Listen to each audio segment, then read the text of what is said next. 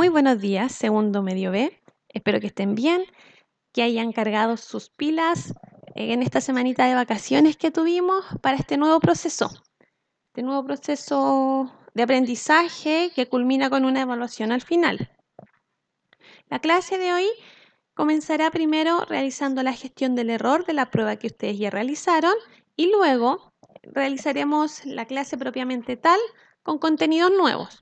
Por lo tanto, los objetivos para la clase de hoy son: uno, realizar gestión del error, y el otro, conocer y aplicar las propiedades coligativas de las disoluciones, especialmente la presión osmótica, en la que nos queda pendiente. Y comenzamos con la primera pregunta descendida, la cual es una pregunta alternativa. De hecho, las dos preguntas más descendidas son de alternativa. Los desarrollo en general muy bien, muy bien. Solo mencionar que de repente no cumplían con lo que yo les pedía. Les daba puntos para los datos, fórmula y el desarrollo. Y algunos no colocaban las fórmulas o colocaban una de 3 o 4 fórmulas. Por lo tanto, ahí los puntajes no están obviamente completos. O no colocaban los datos. Entonces, ya eso pasa por ustedes que no cumplen con lo que yo les estoy pidiendo. Y las de alternativas tenemos: si se comparan 500 ml de agua destilada, o sea, mi solvente puro, con 300 ml de una disolución acuosa 2 molar de nitrato de sodio, se puede esperar que el agua destilada presente. Como yo estoy comparando, en este caso, el agua destilada, mi solvente puro, versus una solución, yo espero que en el agua destilada ocurra, obviamente, el proceso contrario a cuando agregábamos el soluto. Si yo cuando agregaba el soluto preparaba mi solución, ocurría una disminución de la presión de vapor, ocurría un aumento de la temperatura de ebullición y una disminución de la temperatura de congelación. Si yo ahora quiero saber qué ocurre con mi solvente puro versus la solución, lo contrario, un aumento de la presión de vapor, una disminución de la temperatura de congelación o una disminución de la temperatura de ebullición y un aumento de la temperatura de congelación. Por lo tanto, la respuesta correcta era una mayor presión de vapor, porque lo que yo quiero saber es el agua destilada, mi solvente puro. En general, muy bien. Algunos aquí se confundieron.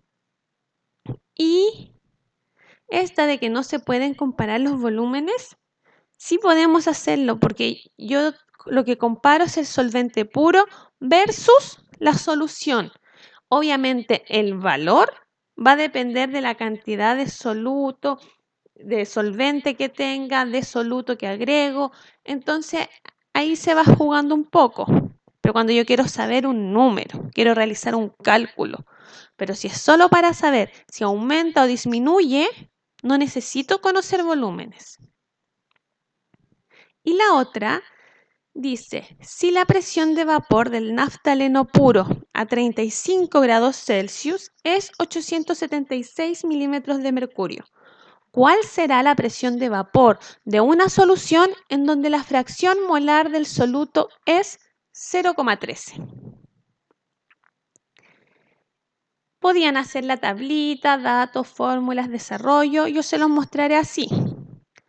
Pero podían también llegar y reemplazar, multiplicar dos valores, entre comillas, ¿sí? ¿Qué datos tenemos? Presión de vapor del solvente puro, 876 milímetros de mercurio. Presión de vapor de la solución, en mi incógnita. La fracción molar, y aquí es donde se equivocaron, la fracción molar que me dan es la del soluto. Y yo trabajo en la fórmula, la que necesito es la del solvente.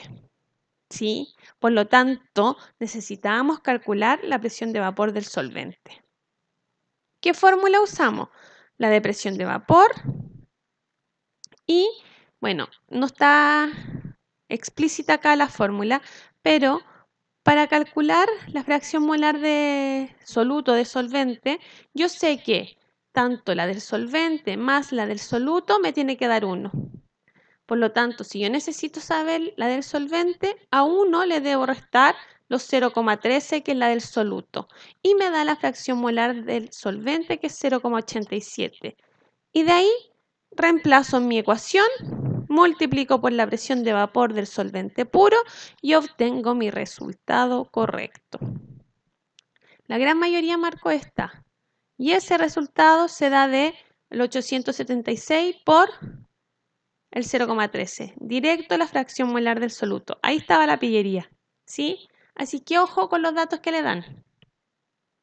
Si les cuesta un poco la materia y no se dan cuenta bien de dónde está el truco, entre comillas, escriban los datos.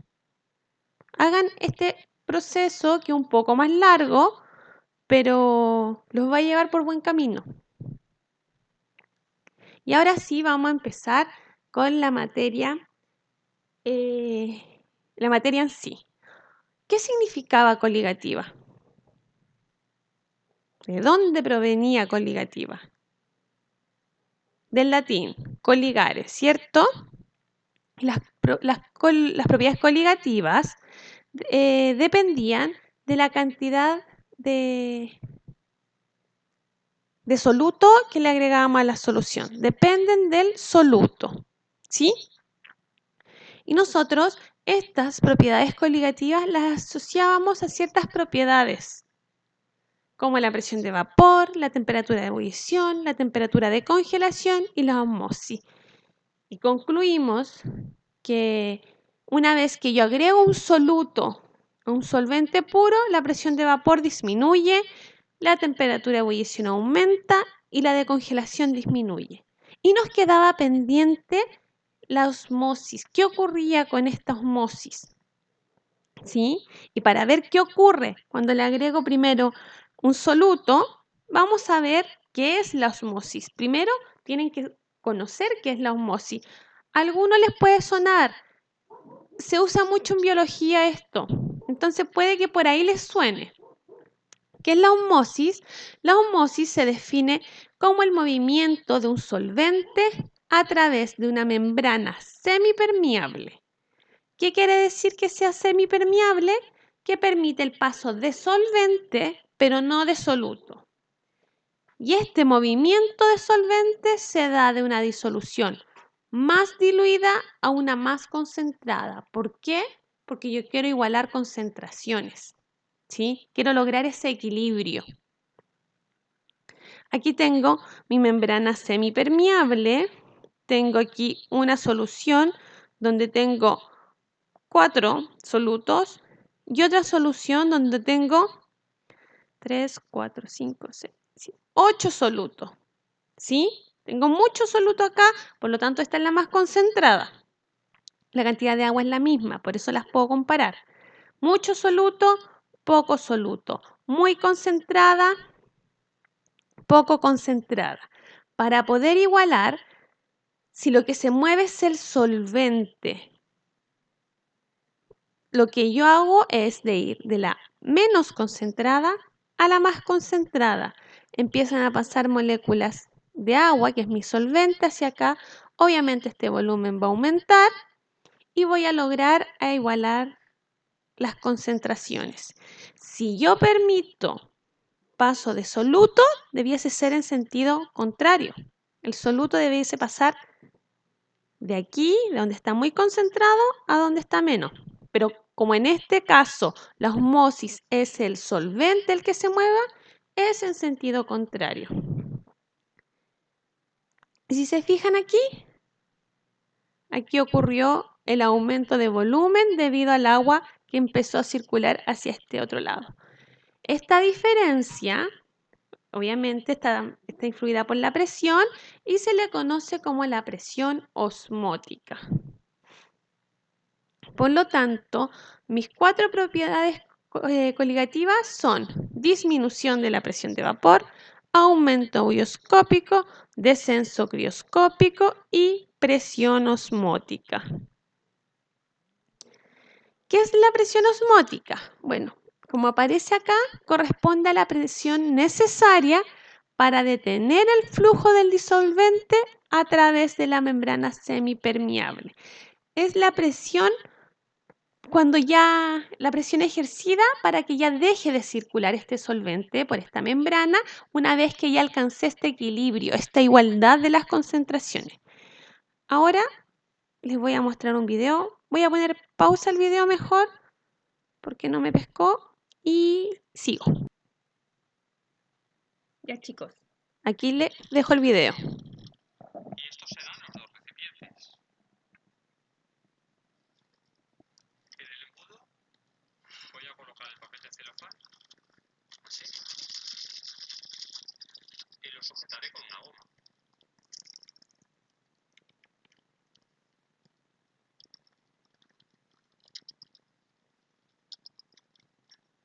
Ahora preparo una disolución de agua con sal, cloruro de sodio.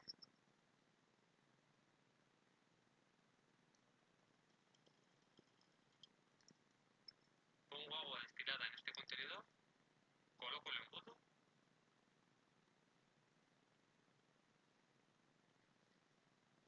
y con esta jeringa voy a meter el agua salada dentro del embudo.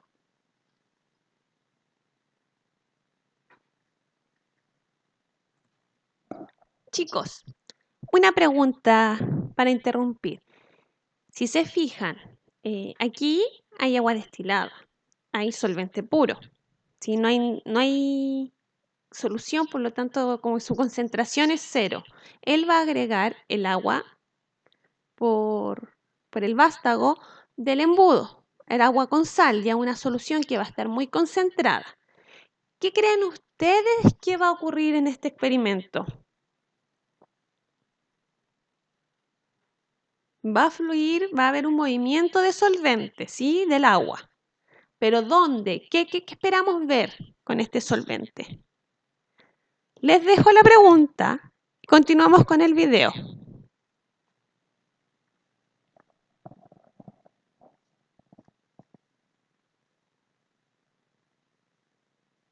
Ha aparecido un primer problema, el cierre no se estampó, por aquí se sale la disolución. Voy a ponerle más goma. Para que se vea mejor le voy a añadir un poco de colorante alimentario. Voy a poner cinta adhesiva de doble cara para que no resbale la goma por el embudo. Y esta pulsera de goma que es bastante fuerte.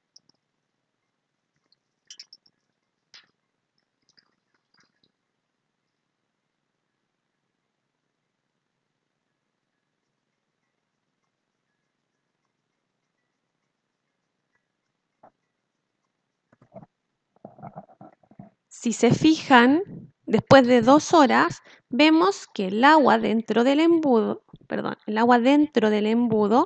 aumentó. Teníamos un nivel de agua aproximadamente por acá y aumentó considerablemente, ¿sí? El hecho de haberle agregado colorante nos ayuda a observar mejor el fenómeno. Y esto es porque el agua que yo agregué, el agua con sal, estaba muy concentrada. Afuera no tenía ningún soluto, perdón. Por lo tanto, el flujo iba a ser desde afuera hacia adentro del embudo. El papel celofán funcionó como membrana semipermeable, lo que permitió que entrara el agua para tratar de igualar concentraciones. ¿Sí? Hasta aquí dejo el video. Si quieren verlo completo, lo pueden ver porque va a ir dentro de la clase, va a ir el link, ¿sí?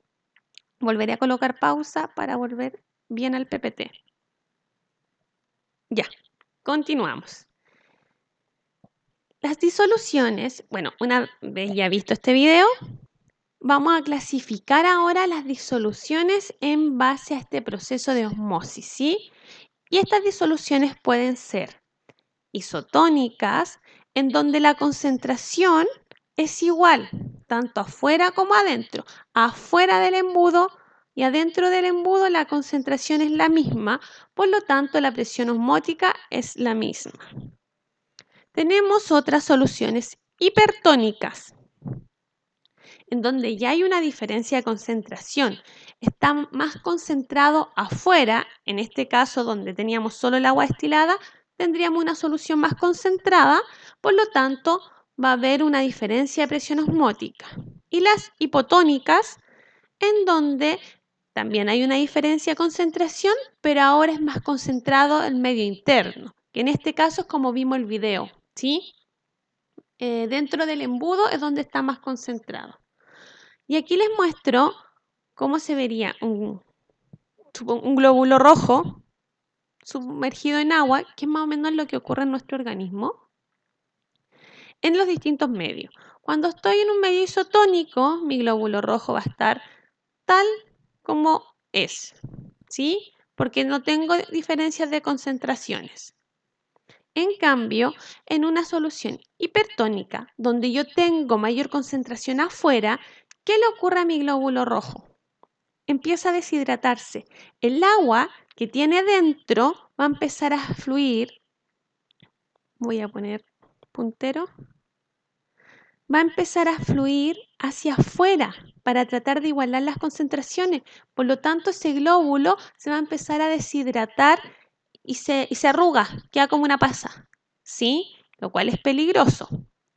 Y también en un medio hipotónico, el mismo glóbulo rojo, como ahora va a estar más concentrado en su interior, va a empezar a entrarle el agua. El solvente va a empezar a entrar al glóbulo rojo y este se va a empezar a inflar, a inflar, a inflar hasta que puede reventar, ¿sí? Por eso es peligroso tomar agua destilada. El agua destilada está libre de iones, ¿sí? No es que sea más sana que el agua potable, está libre de iones. Nosotros funcionamos en base a iones, en base a proteínas y a muchas cosas más. Nuestro glóbulo rojo en su interior va a tener una concentración de todas estas cosas que necesitamos para funcionar. Va a haber una concentración en su interior. El glóbulo rojo no es pura agua, ¿sí? Va a haber una concentración. Si yo agrego agua destilada, la cual no tiene nada, solo es agua, ni un ion, nada, empieza a entrar a los glóbulos rojos y los glóbulos rojos empiezan a reventar. Y por eso es peligroso beber el agua destilada. Puede provocar la muerte si la beben en exceso. Y bueno, ahora nos vamos a el cálculo en sí de la presión osmótica. Y nosotros ocupamos esta fórmula, donde pi, que en este caso simboliza presión osmótica, no 3,14, 15 y muchos números más, es igual a la concentración molar por la constante de los gases por la temperatura. En donde mi concentración molar está en mol partido en litro. Mi constante de los gases es 0,082 litros por atmósfera partido en mol por Kelvin. Y mi temperatura tiene que ser en Kelvin debido a mi constante de los gases, que utiliza Kelvin, ¿sí? La presión osmótica va a ser en atmósfera siempre, ¿ya? También, debido a la constante de los gases, ella me indica qué unidades son las que trabajo. Litros mol están acá en la concentración molar. Kelvin en la temperatura. La atmósfera está por la presión. ¿Qué aplicaciones tenemos de la presión osmótica? ¿Dónde la vemos funcionar? En procesos celulares. Como les mencioné, el tema de los glóbulos rojos siempre son un muy buen ejemplo de cuando hay un medio hipertónico, hipotónico. Entonces, yo creo que eso ya no hay mucho más que hablar. El suero. Cuando nosotros tenemos estas descompensaciones, es producto de una disminución del líquido. Para que se empiece a hidratar nuestro cuerpo, yo agrego una solución con una cierta concentración mayor a la que hay en mi organismo. Entonces empieza a fluir mi solvente para igualar esta concentración. Empieza a fluir el agua por nuestro cuerpo para poder igualar las concentraciones.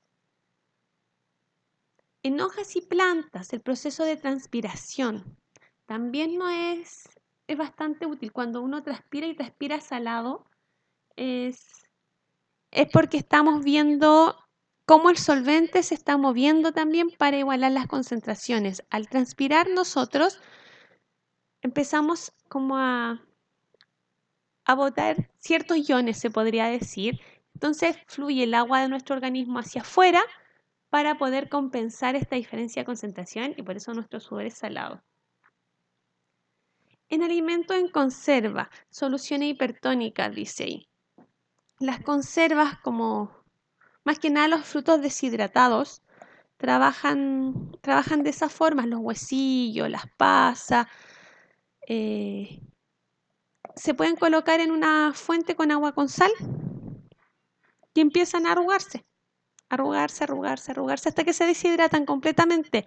¿Qué es lo que le ocurriría a los glóbulos rojos, como les mostré en la imagen? Bueno, y eso está dado de la mano con la deshidratación de alimentos, porque ayuda a conservarlos. Ahora sí, vamos a hacer un cálculo de lo que es la presión osmótica. Y la pregunta es, ¿cuál es la presión osmótica de una disolución de sacarosa? Me dan su fórmula, 0,002 molar a 20 grados Celsius. Entonces, lo primero que hacemos es extraer los datos. Presión osmótica es mi incógnita. La molaridad me la dan. La temperatura son 20 grados Celsius, pero recuerden, tenemos que pasarlo a Kelvin, por lo tanto le sumamos 273,15 y obtengo mi temperatura y mi R 0,082. Fórmula pi igual a mRT. Reemplazo los valores. Ojo que coloqué yo todas las unidades, ¿sí? Todas las unidades. Y aquí vamos a demostrar por qué la presión queda en atmósfera. Los que se repiten, y uno está arriba y el otro está abajo, se anulan. Igual que estuviésemos simplificando fracciones. Si están multiplicándose, los puedo simplificar. Los mol, simplifico los litros, simplifico los Kelvin y lo único que me queda son la atmósfera, que es la unidad de mi presión. Y multiplico esos numeritos en la calculadora y obtengo que el valor de la presión osmótica es 0,048 atmósferas. ¿Sí? Ahora, chicos, van a trabajar ustedes con esos 3 ejercicios. Las respuestas, como siempre, están disponibles para ustedes para que puedan corroborar si lo están haciendo bien o no. Le dan pausa al video, resuelven sus ejercicios y continuamos.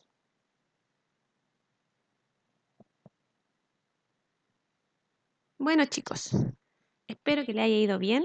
Si no entendieron nada o hay algunos que no les resultaron, de repente es un tema de decimales, ¿sí? O sea, si le dio 0,323, es muy probable que es un tema de decimales, pero si les dio 2,4, está mal hecho el ejercicio, ¿ya? Cualquier cosita me preguntan, si no entienden, me escriben al WhatsApp, no duden en preguntarme, no lo dejen para última hora, no lo dejen para el día de la prueba, ¿sí? Porque si no, se van a colapsar con muchas cosas en muy poco tiempo, ¿ya? Y bueno, a modo de resumen y de cerrar lo que son las propiedades coligativas como las venimos trabajando, primero mencionar y recordar el tipo de soluto con el que estamos trabajando. Un soluto no electrolito, y eso quería decir que no se disociaba, y no volátil, que sus presiones de vapor eran tan altas que no se podían, no se evaporaban por sí solos. Y dijimos que teníamos 4 propiedades que están acá: presión de vapor, temperatura de ebullición, temperatura de congelación y osmosis, a las cuales le ocurría, sí sufrían una variación en comparación con el solvente puro, cuando yo trabajaba ya con solución. Y la presión de vapor, nosotros logramos determinar que disminuía, la temperatura de ebullición aumentaba, la de congelación disminuía, y en la osmosis ya es distinto, no aumenta ni disminuye ni se mantiene, sino que aparece una presión, que era esta presión como ejercida para yo poder detener el flujo de este solvente una vez que alcance el equilibrio, ¿sí? No es que aumente o disminuye, aquí aparece una presión que hace que se detenga este flujo, ¿sí? Así que eso, chicos, aquí les dejaré el link de la clase y nos estaremos viendo. Un abrazo virtual para cada uno de ustedes. Cuídense mucho en sus casas y a sus familias también.